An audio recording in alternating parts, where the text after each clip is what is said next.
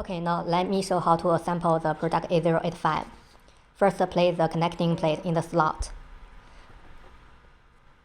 Butt the two parts of this product together. Then take the connecting plate. Put it in the middle of the slot. Take the hex wrench.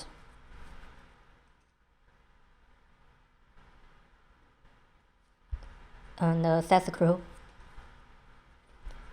Put it on the screw hole of the connecting plate. Then screw to fix the plate. The connection on this side is completed. Then start the other side. Repeat the same steps. Connection on both sides have been completed.